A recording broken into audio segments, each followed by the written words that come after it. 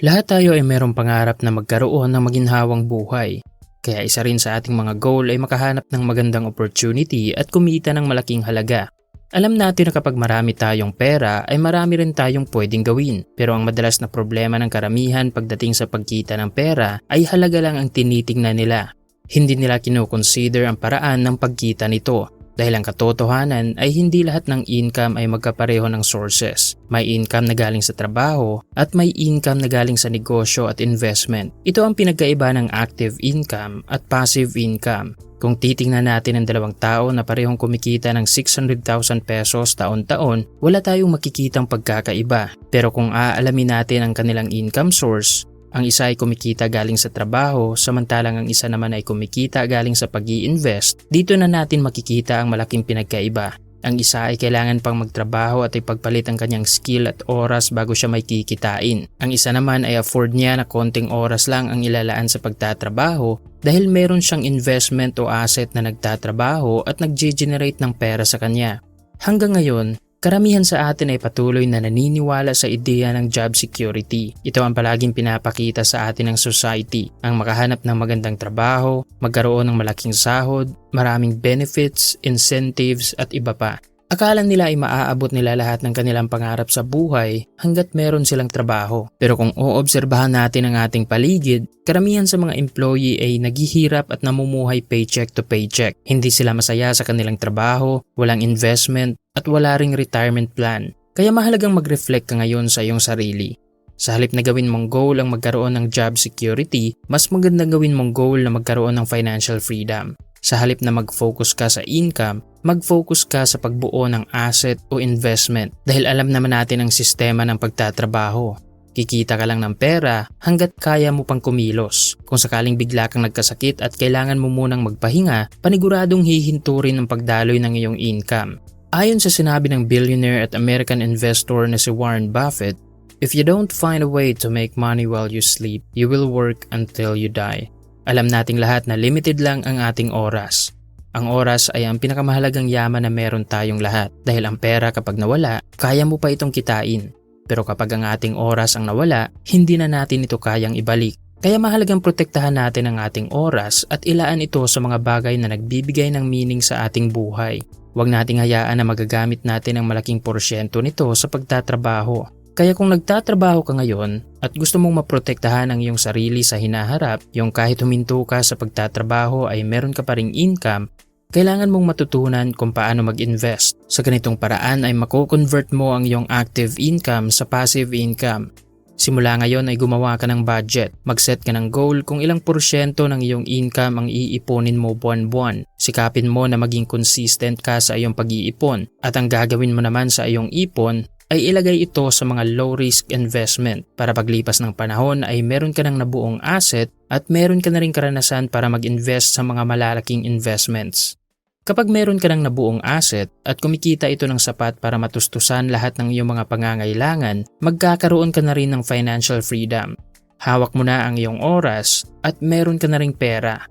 Ang pag-i-invest ay ang susi kung paano makamit ang financial freedom. Kahit sinong mayaman at successful na tao ang titingnan natin, lahat sila ay nag-i-invest.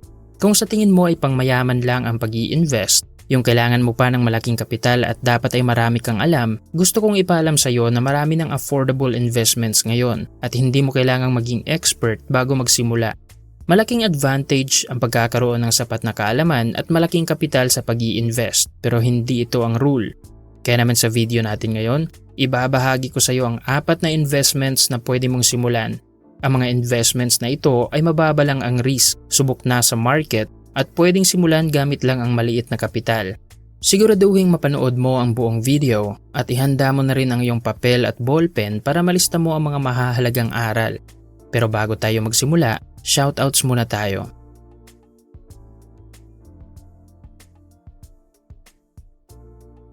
Maraming salamat sa patuloy na suporta dito sa aming channel. Number 1. Treasury Bonds. Ang Treasury Bond ay isang magandang investment option para sa mga nagsisimula pa lang mag-invest. Ang kagandahan sa ganitong uri ng investment ay mababa lang ang risk dahil gobyerno mismo ang gagamit ng iyong pera at meron din itong fixed na interest rate. Kung paano ito gumagana ay parang nagpapahiram ka lang ng pera sa gobyerno. Alam naman natin na ang gobyerno ay marami ang mga proyekto at mga programa para sa education, agriculture, healthcare, infrastructure at marami pang iba. At para magawa nila ito, kailangan nila ng sapat na pondo at kung sakaling kulang ang kanilang pondo, dito na sila manghihiram ng pera sa publiko at mag-i-issue sila ng tinatawag na bond. Kung sakaling nag-invest ka, ang gagawin nila ay gagamitin nila ang iyong pera sa kanilang mga proyekto at paglipas ng panahon ay ibabalik nila ang iyong pera kasama ang interest. Ang isa pang kagandahan sa treasury bond maliban sa mababa ang risk ay hindi mo kailangan ng malaking kapital para magsimula dahil ang minimum investment ay nasa 5,000 pesos lang. At isa pa, mas malaking interest ang pwede mong kitain dito kumpara sa mga regular savings account. Pero kahit ganun pa man, ang ganitong investment ay meron pa ring disadvantages. Isa na dito ang 20% na withholding tax sa iyong kita. Halimbawa kung kumita ka ng 10,000 pesos sa iyong investment, ang 20% nito o ang 2,000 pesos ay mapupunta sa gobyerno. Pangalawa ay hindi ito available sa lahat ng oras dahil kailangan mo pang hintayin ang Bureau of Treasury kung kailan sila mag-i-issue ng bonds sa market. At pangatlo ay hindi ito liquid asset. Kapag sinabi nating liquid ang isang asset, ibig sabihin madali lang siyang i-convert sa cash. Isang halimbawa na dito ay ang iyong savings account. Kung sakaling kakailanganin mo ang iyong pera ay pwede mo itong i-withdraw.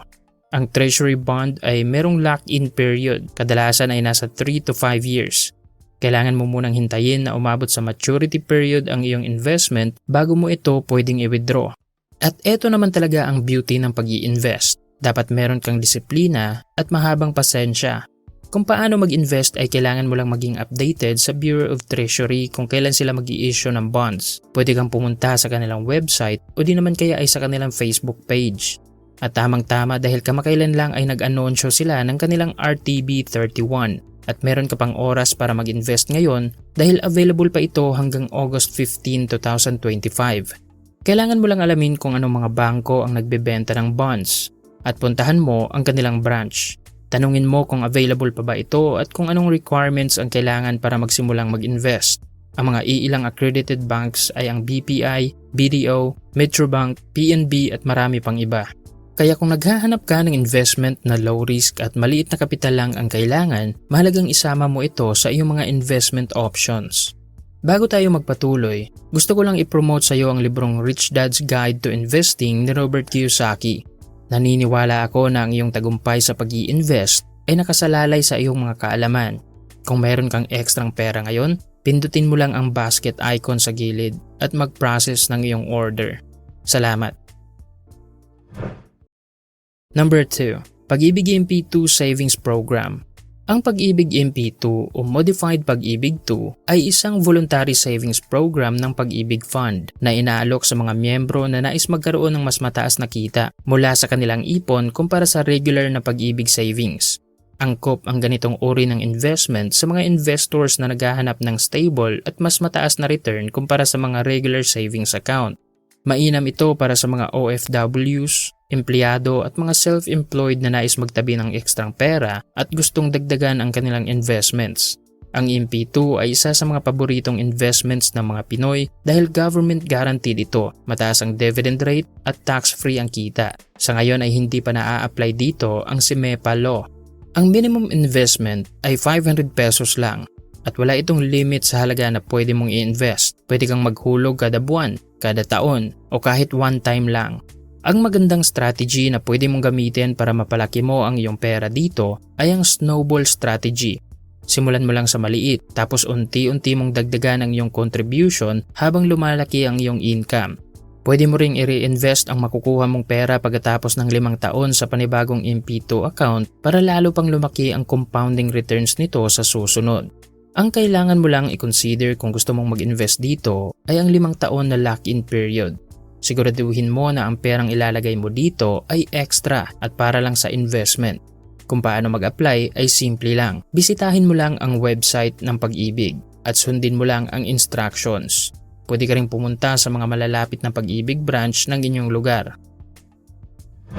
Number 3. High Interest Savings Account o Digital Banks. Ang High Interest Savings Account ay isang uri ng bank account na karaniwang inaalok ng mga digital banks. Sa ganitong account ay mas mataas na interest ang pwedeng kitain ng iyong pera kumpara sa mga traditional na bangko. Ang average na interest ng mga digital banks ay nasa 4 to 6% taon-taon, habang ang mga regular savings naman ay 0.1% lang. Kung bakit malaking interest ang binibigay nila sa kanilang mga depositors, yun ay dahil sa mababang overhead. Hindi na nila kailangang magrenta ng maraming space sa iba't ibang location at hindi na nila kailangang mag-hire ng maraming employee dahil kaya na nilang i-operate lahat online mula sa pag-open ng account, pag-process ng payment, pag-deposit at pag-withdraw ng pera.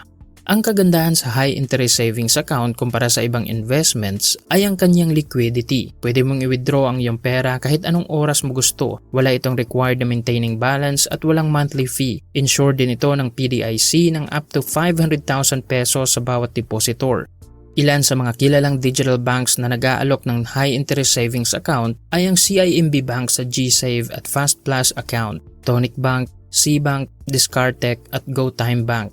Halimbawa, ang C-Bank ay nag-aalok ng 4% per annum at araw-araw nilang binibigay ang interest ng iyong current savings. Para mag-invest o magbukas ng high interest savings account, kailangan mo lang ng smartphone at valid ID. I-download ang mobile app ng napili mong digital bank, mag-register at sundan ang verification process. Pagkatapos ma-verify ng iyong account, pwede ka nang mag-deposit gamit ang online transfer, e-wallets o bank deposit. Pero bago ka magbukas ng account, mainam na ikumpara mo muna ang rates, features at seguridad ng bawat bangko para mapili mo ang pinakaangkop na bangko sa iyong savings at investment goal. Number 4. Money Market Fund. Ang money market fund ay isang uri ng investment na bahagi ng mutual fund at unit investment trust fund o UITF na naglalagay ng pera sa mga short-term at low-risk investments tulad ng time deposits, treasury bills at commercial papers. Ang kagandahan sa ganitong uri ng investment ay mababa lang ang risk at hindi nangangailangan ng malaking kapital. Sa halagang 1,000 to 5,000 pesos ay pwede ka nang magsimula. Para lang itong savings account na merong mataas na kita. Ito rin ay liquid na kung saan ay pwede mong i-withdraw ang iyong pera kapag kailangan. At maganda rin ito para sa mga bagong investor na gustong matutunan ang basic concepts ng investing nang hindi masyadong nanganganib ang kanilang pera. Pero kahit naligtas ang money market fund, isa sa mga downside nito ay ang mababang returns. Kung sakaling mataas ang inflation, maaaring hindi nito matalo ang pagtaas ng presyo ng mga bilihin. Kaya't hindi ito ideal para sa mga long-term goals katulad ng retirement. Bukod pa rito, may management fees din na binabawas sa iyong kita, kaya mahalagang suriin ang performance at fees ng fund bago ka pumasok. Kung interesado kang simulan ang ganitong uri ng investment, kailangan mo lang alamin kung anong mga bangko at investment companies ang nag-aalok nito. Merong BDO, BPI, Security Bank, Cool Financial at Atram. Sa mga platforms na ito ay pwede mong i-monitor at i-manage ang iyong investment kahit nasa bahay ka lang. At yan ang 4 na investments na pwede mong simulan. Sa 4 na investments na tinalakay natin ngayon, alin sa mga ito ang interesado kang pag-aralan at pasukan? At sa iyong palagay, anong mga low-risk investments pa kaya ang magandang simulan ngayon? Magbahagi ka ng iyong sagot sa ibaba. Sana ay marami kang natutunan sa video natin ngayon. Huwag kalimutang mag-subscribe para lagi kang updated sa mga bago naming videos. I-like kung nagustuhan mo ang topic natin ngayon, mag-comment ng iyong mga natutunan, at i-share mo na rin ang videong ito sa iyong mga kaibigan. Maraming salamat sa panunood at sana ay magtagumpay ka.